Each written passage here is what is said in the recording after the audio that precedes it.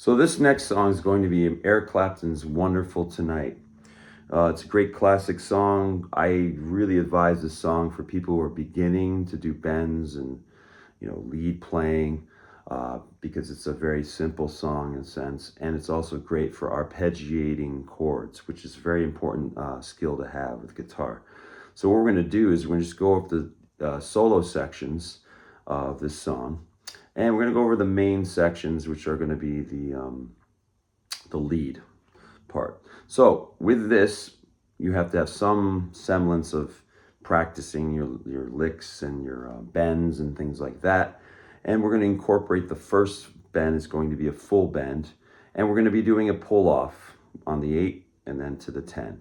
So given that, we're going to go put our fingers in position just like this, because this is how we're going to bend the notes. And then the next thing you know, I'll show you more as we go along. Here we go. The first lick, which is on measure 1.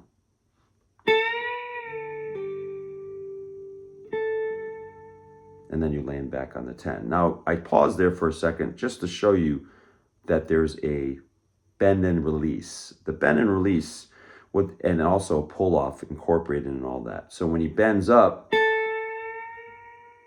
he's coming back down again with the sound. So he's going like that. So you want to do that motion, and then you want to work on that pull off with that third finger to the first. Now you notice when I do the pull off, this first finger is in that vicinity, very close to fretting down. So as I go up,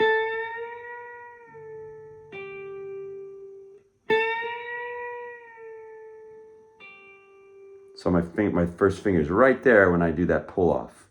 So going to the next, we're gonna keep going. So this do that part once again, and then I'll go to the next part.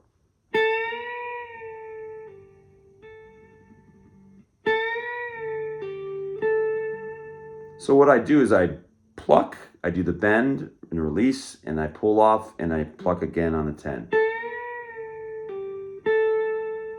And then the next part's just gonna be a regular full bend up, but a bend and release. And then the first finger is gonna play the 8, and then the 9 with the second finger, as you see on the 8th fret on the 2nd string, and then the 9th fret on the 3rd string. And then the next section after that is just going to be another bend to 8, pull off. So that whole section.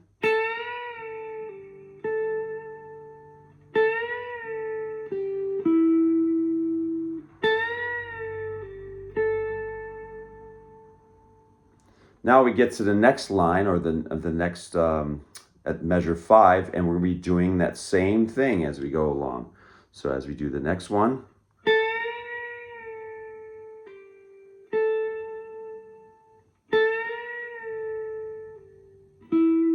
now this is where it changes. It does a bend,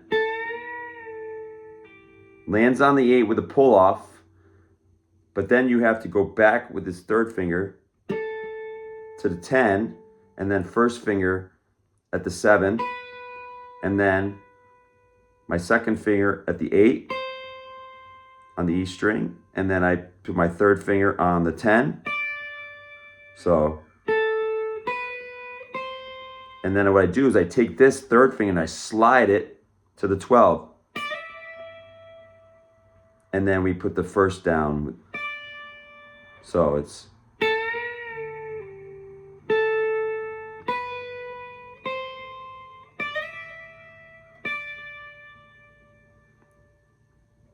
so given that, that's the first part of all this, the soloing part. It's not a lot of fun to play over the backing track. You can go get the backing track online and practice this. Now, you're going to notice the transcript is completely different in that ending part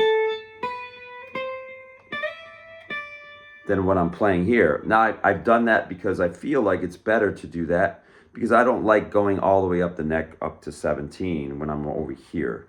Just I made it a lot easier, and I constructed it my own way in how I play it.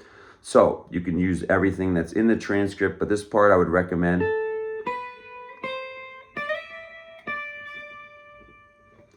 Now, as we go forward in this song, for the most part, that's most of the stuff going on in the song.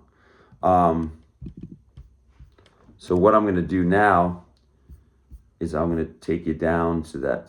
There's one other section, and this other section is going to be the section where they do a lot towards the end, where he's like, you can hear it going on the outro. There's no singing, but you hear the guitar lead and everything like that. So what we'll do is we'll work on that a little of the outro.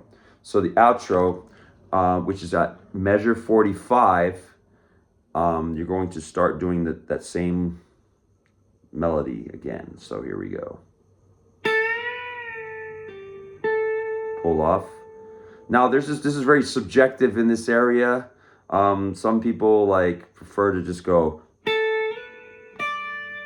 like that, doing the slide from 10 to 12, and then coming back and doing a bend with the third finger, which is a full bend and release. And then this is my recommendation, because this is a slow song, so you can get to that bend pretty quickly to get there. You're not having to go rapid, so you have the time to get over here. So when you're going, and then I'm going to do a slide, and then I'm going to go. Now once I'm there, there's a 10 slide. Basically, you could use your third finger. I feel it's a good thing to do if you're fine with that.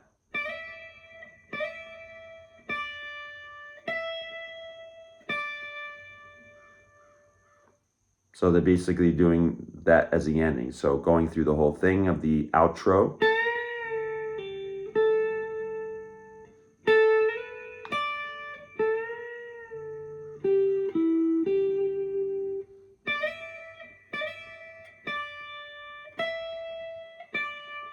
So that was a 10-12 slide, 10-12 slide, 10-12-10 at the end. So this is all about the lead playing for Eric Clapton's Wonderful Tonight. My next video will be about the chordal stuff.